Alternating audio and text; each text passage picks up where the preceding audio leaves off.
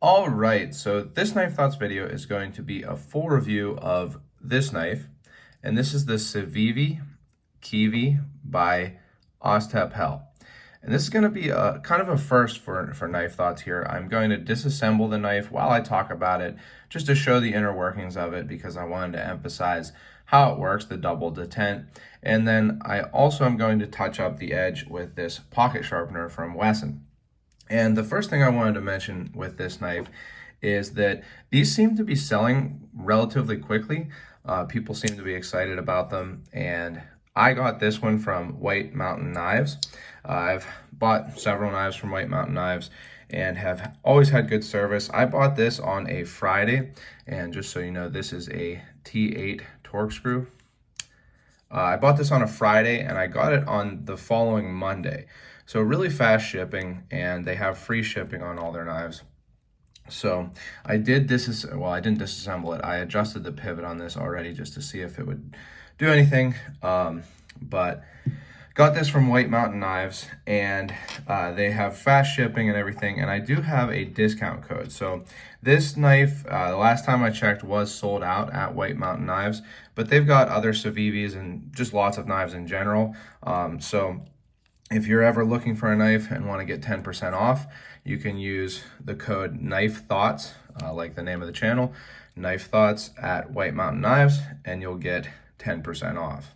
So these smaller screws are T6, and this one doesn't seem to be needed to actually take the knife apart, but this one here looks like it might be, but we'll see if this face of the knife will come off without taking that screw off here. So seems pretty solid on there. So I'm going to take this one off. But actually I saw, so CIVIVI, the direct CIVIVI site, which I have, I think I've bought knives from them also before, directly from CIVIVI. They also have free shipping. I saw that these did come into stock. They didn't come in stock right when they did at other dealers, but they came in stock recently. So if you're looking for one of these, you can get it at CIVIVI.com, and I do have an affiliate link. So if you'd like to support the channel, it does help. It shows CIVIVI that people, actually watch my videos. And if you'd like to buy from CIVIVI, if you'd like to get one of these, you can get it directly from CIVIVI using my affiliate link, which is in the description here of this video. But I'm just taking all of it off just to make sure it gets apart here. And there is one of the handles. So I did put a good bit of oil on this, and that's what that is. It likely didn't come like that. And then let's see if we can get this second side off here. It seems like probably because of there we go. Just push that pivot out and it'll come out. I did use some, removable thread locker on it when I adjusted it. So now we can take this face off, and this is a really good opportunity here to see how this knife works. So what this CIVIVI is a double detent slip joint, and that means that it's not locking, but it does have two detent balls on these springs that sit in the blade, and I'll show you where they sit in the blade here. So we'll take the blade out. This doesn't seem to be, this standoff doesn't seem to be wanting to come off, but I'm sure I'll be able to get it off here. So there we go. Don't want to lose anything. That would be unfortunate, but let's see, keep everything in view here. There is the clip, and this one actually goes on this side.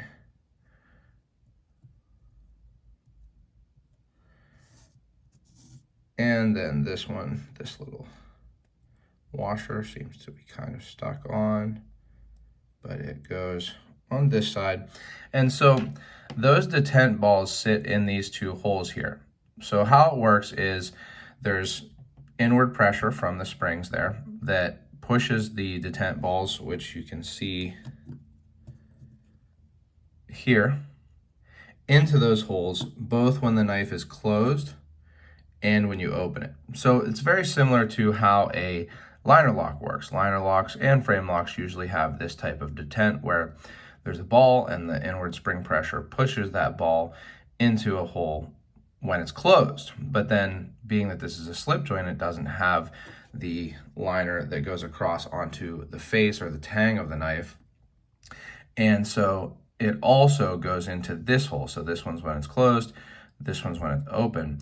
And those two detent balls go into this hole when the knife is open to hold it open, but not lock it open.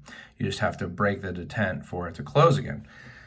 So it's a cool type of knife. It's a relatively newer, I think there haven't been a whole lot of them on the market until recently.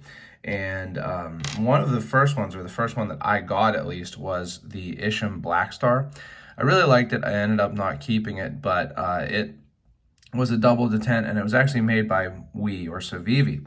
So it was interesting that was the first double detent knife that I got, and now I have another. And CIVIVI has done others. They did the Appalachian Drifter, which I've been meaning to get, just haven't. I was hoping that it would be on sale for the Father's Day sale that they did recently, but it wasn't really. But anyway, that's how this knife works here. So I think we can put it back together now. This will sit in here like so. I want to make sure that standoff stays in there.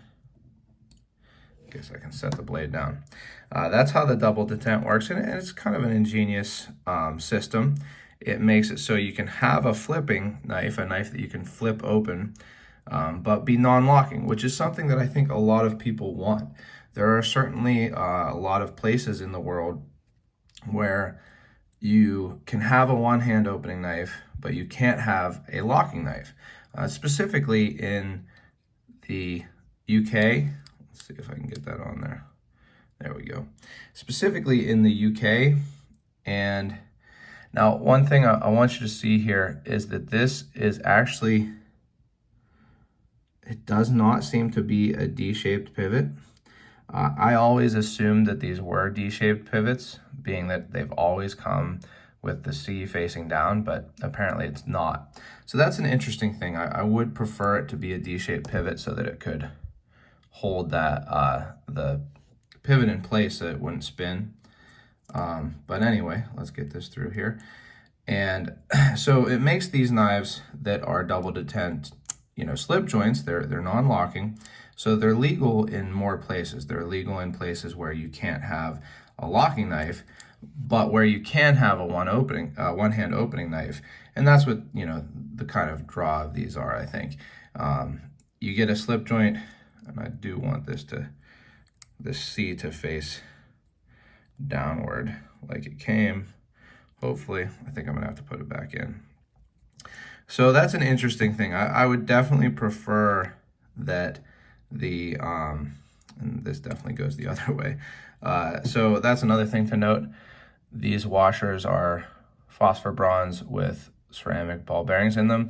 It looks like you do want to make sure that those ball bearings are going against the blade. So we will keep that in there like that. And then I want to make sure that this C is facing the way it was from the factory. So straight downwards pretty much. There we go. So yeah, I would definitely prefer that to be a D-shaped pivot. But anyway, it makes this knife more able to be carried and used by more people because it is legal in places where you can not have a locking knife. So we've got that side in. I am going to first put the washer in, and then we got to put this standoff back in. And now we can go for the other side. So again, that just fits in there. And then we can get the pivot on, rotate it around, and make sure that these seat down in, and we should be good to go to get the rest of it back in. Now, I am going to start with the other side actually. So we'll get this short one in. So that's another thing to note here is that this is a shorter screw than this one. So you want to make sure that you use the longer screw that goes into the standoff. The shorter screw is just holding the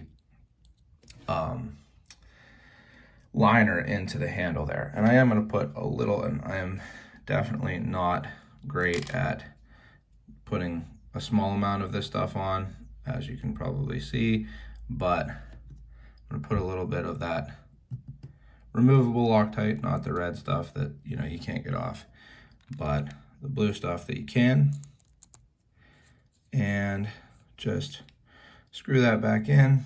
Doesn't have to be super tight, but tight enough that it's not moving around. And then, oops, see there, putting a whole lot of that on, but won't really hurt anything down there.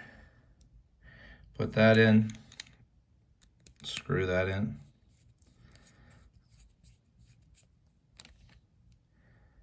and wipe that off.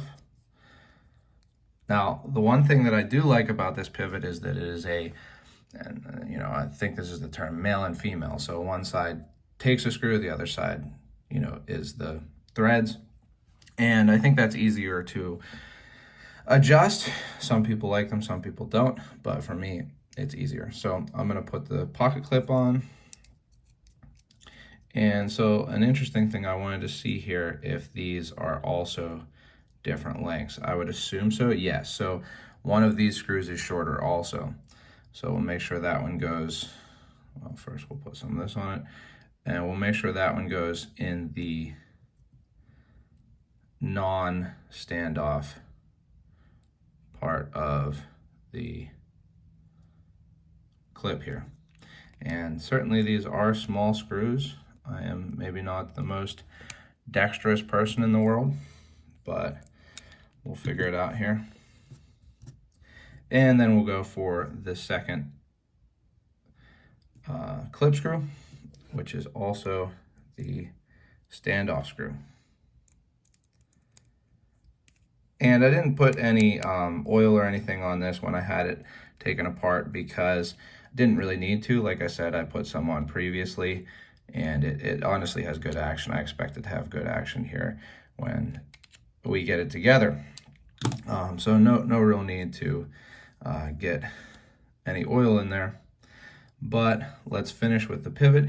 And one thing to note, an interesting thing, it's kind of a wide pivot, as you can see, but the actual post is the same size as the rest of the screws.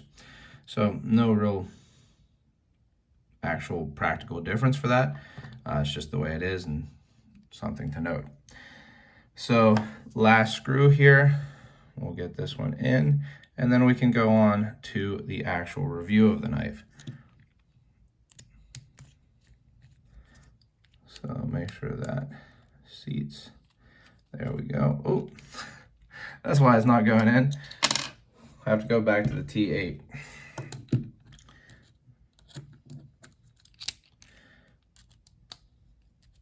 There we go.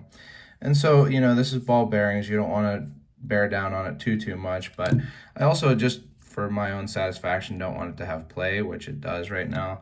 So I'm going to tighten it down until it kind of feels tight, and no play, maybe a little tighter there.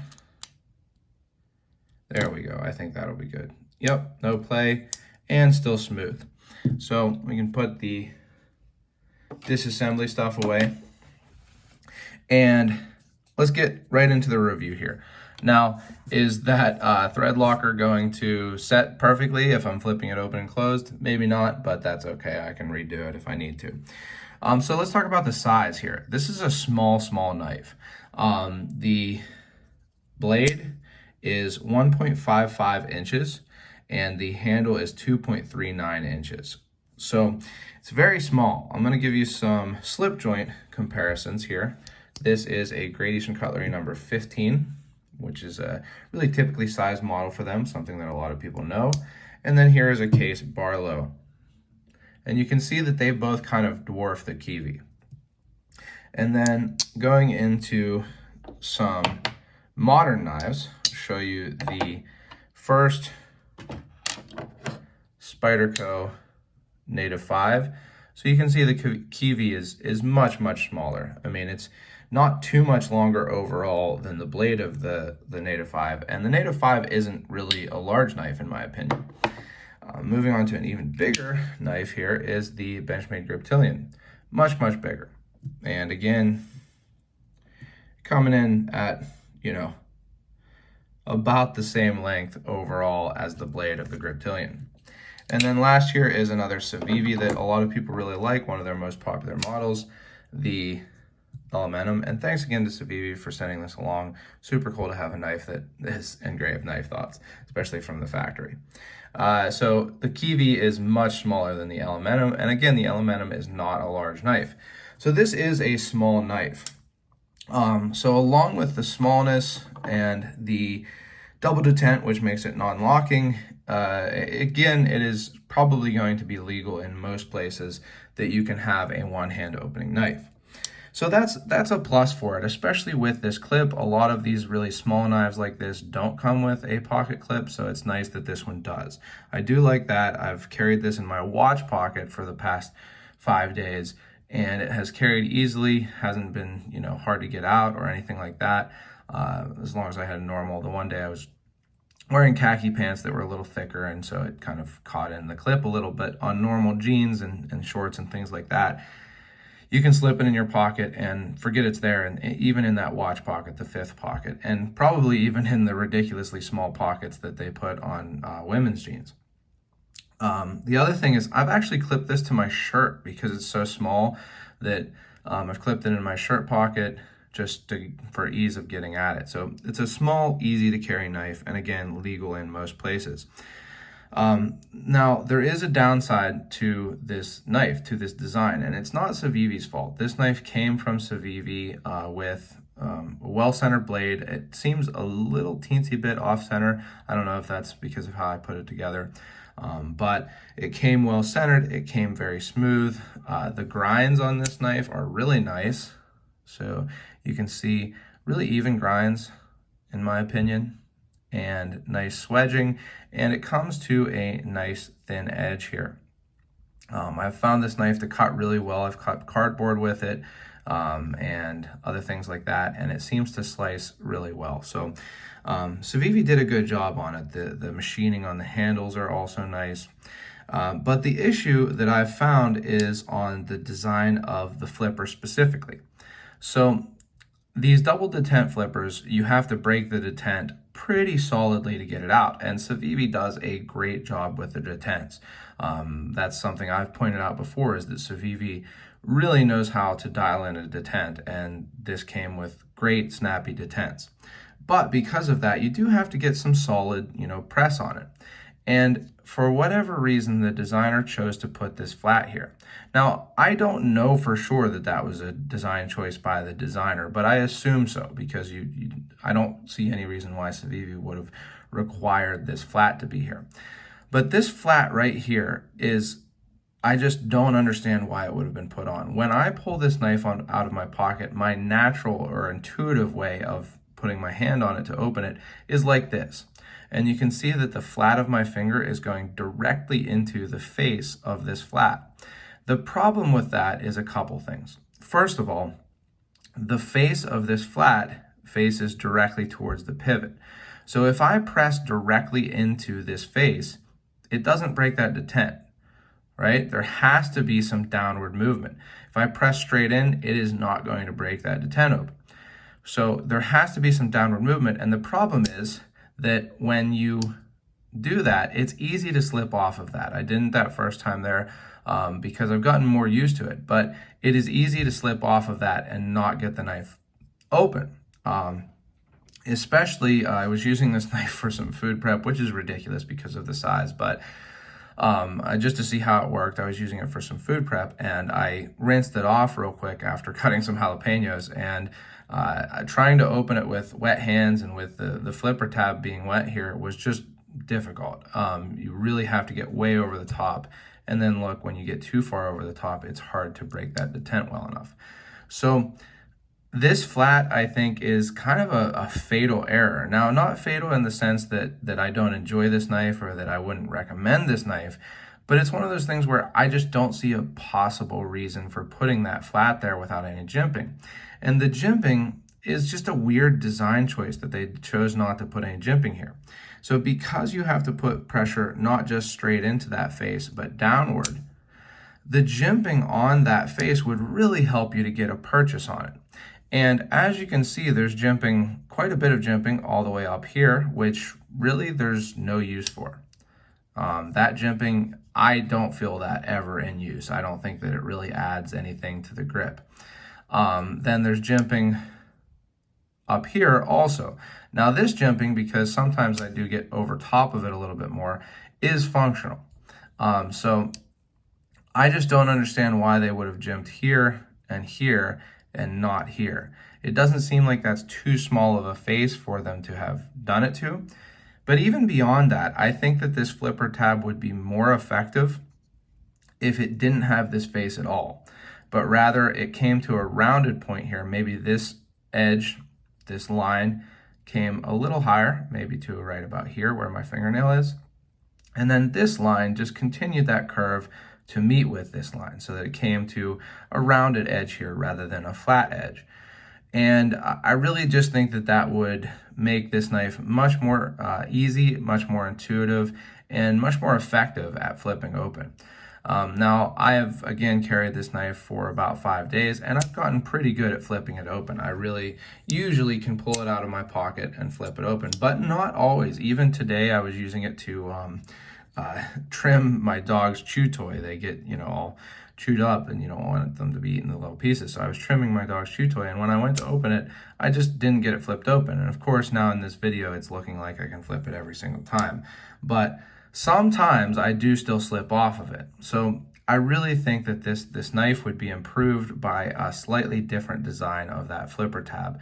And that really wouldn't, there's no reason not to. If you look at this knife when it's open, rounding that wouldn't change anything. It would still, you can keep this same line so that it still meets along the edge of the handle. The jimping wouldn't cause any issues that I can see. Of course, I don't know the manufacturing capabilities, but it seems to me reasonable to have made that a rounded edge, rounded corner with jimping rather than that flat edge, flat face with no jimping. So it's again, I still enjoy this knife, but it's a definite design change that I would make if I was making this knife, or if I, I wish that they would make another version of this, or maybe a slightly larger version with that, change to the flipper. I just think that it would make it so much easier to open. I've shown this to people who, so one thing that I wanted to mention in this review is that when I take this knife out and flip it in front of people, people love it. I mean, every person that has seen me flipping this knife, I think, has thought that it was really, really cool. Partly because it is small, and people just tend to like small knives. They're kind of cute and they're kind of novelty, which again, I'll talk about in a second. But also because it flips open really hard when you get it right. So, and because I've gotten used to it, I can usually get it right, but we're seeing another issue that I'm going to mention here. But most people, when you hand it to, I've handed this knife to 5, 6 people, something like that, and they just usually slip off of it the first time. Then I tell them you have to get over top of it a little bit more, and they can get it because the detent is so dialed in. But I just really think that it would be better off with a slightly different flipper tab design. Now, I am going to start sharpening it slightly, just a slight sharpening with this Wesson or West East South North pocket sharpening stone. I just got this from Wesson. They provided it to me, and I'm looking forward to using it. So I wanted to just touch up the edge. I'm not going to use the diamond edge on this, but I'm going to keep talking about this knife. The other thing here is that I think because of how small this knife, it is going to fill kind of a novelty role for most people, where I think that it could be a more utility role, like a utility knife. So because of the design, I really love the Kiridashi design, the historic Japanese style knife of a Kiridashi. And that's what this is designed to be like. It's like a modern folding kiridashi. And one of the reasons I was drawn to this knife is because of that, because I think that while I disagree with the design choice on the tang of the flipper, I think Ostapel did a really good job, better than any I've seen so far, at making this knife look like a kiridashi while still being a modern knife. It has the classic up-angled edge from the handle with the tip that is out of line with the pivot above the pivot, so that when you're cutting with it, it's keeping it open. It's small. It has this rounded corner at the top, almost like a sheep foot, but with that upward angle. And I think that it just is a really good design for utility use. So I've used this knife for cutting cardboard, and again, it did cut well because it's thinly ground, but also because it has this angled edge, so that when you push down, the edge is going straight towards, downward. It cuts really well in push cuts when you're not pushing on the blade. Of course, if you push on the blade, you have to be careful not to unlock it, like any slip joint. The difference with the double detent slip joint is that on a backspring slip joint, there's going to be some constant pressure on it, so that it will swing closed like that. On a double detent slip joint, it won't press itself closed, right? So if it starts to close a little bit, it's not gonna continue of its own spring pressure. So maybe a little bit safer if that happens, but also typically a double detent will be a little bit less strong holding it in that open position. But it just cuts really well in those type of push cuts like this, and then also pull cuts like a utility knife. So like what you would probably use a disposable razor for. I'm not focusing on the sharpening a whole lot here, but I just wanted to get the edge a little touched up because, like I said, I have used it a good bit, and show that while I'm talking, rather than just flipping the knife around a whole bunch and everything. And so I really enjoy the kiridashi style that it has while still having a modern look to it. And it's worked well for me as a very small utility knife. Now again, I would love to see another version of this that's maybe slightly bigger. A lot of places there's a 2.5-inch blade length roll, and I think that this knife could work well with a slightly longer blade, about a 2.4, something like that, inch blade. So there's still legal in most places that you can have a non-locking knife, but is a little bit larger, a little bit more practical, and definitely it would be better off with that changed tang. And it feels sharper already. It seems like this is a nice fine stone that I'm using here. So I'm just gonna give it a couple passes back and forth just to clean up the edge. And I'm gonna show you a couple more just to re-emphasize, a couple more comparisons just to re-emphasize how small this knife is. So it's feeling nice and sharp. Can use my notes here as a test.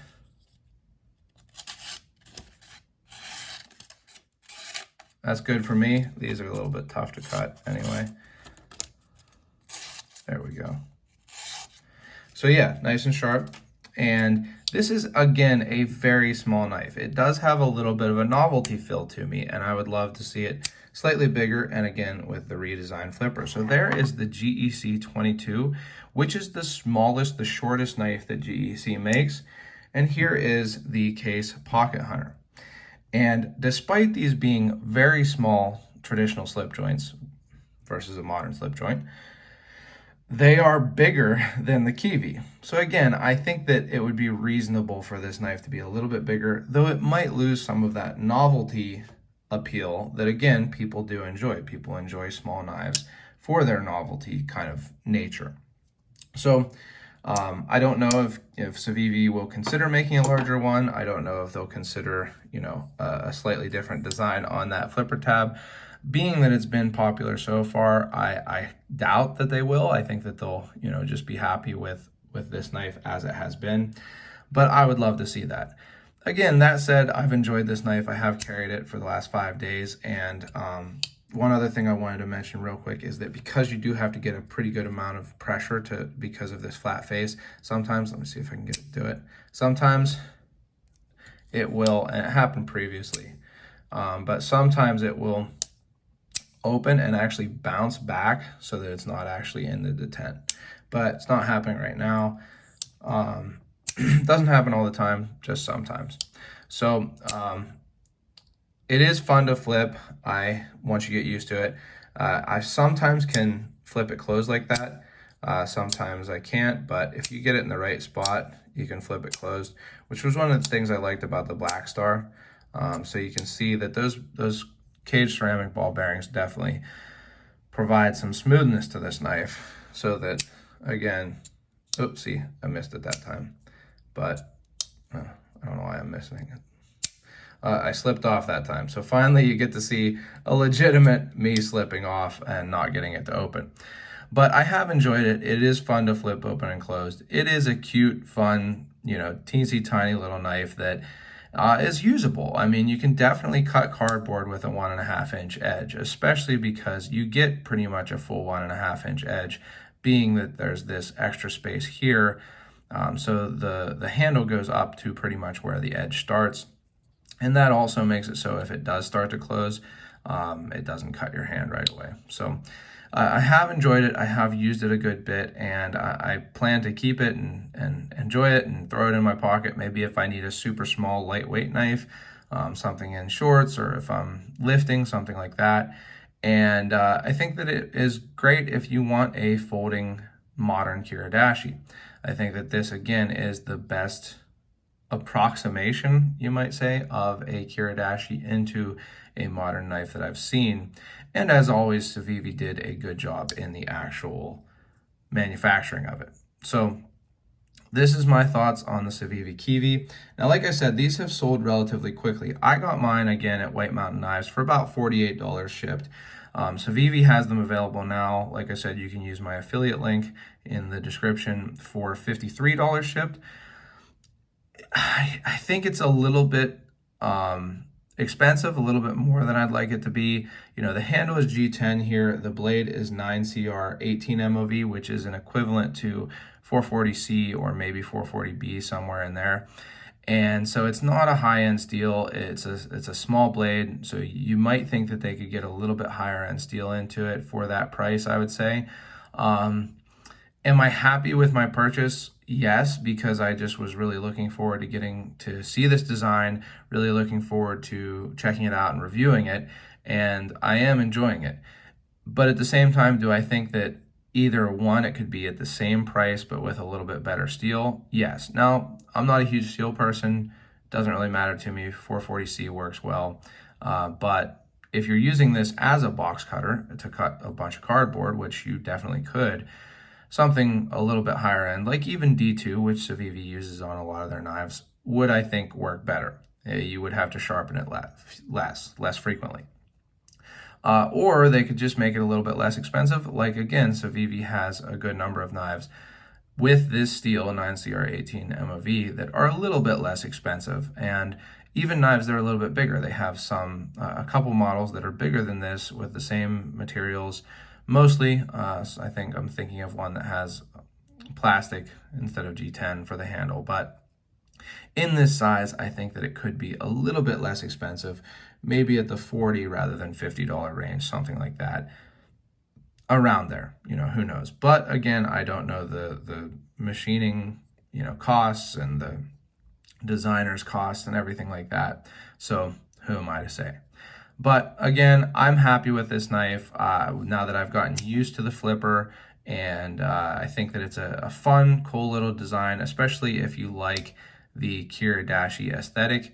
This does a really good job of approximating it to a modern knife.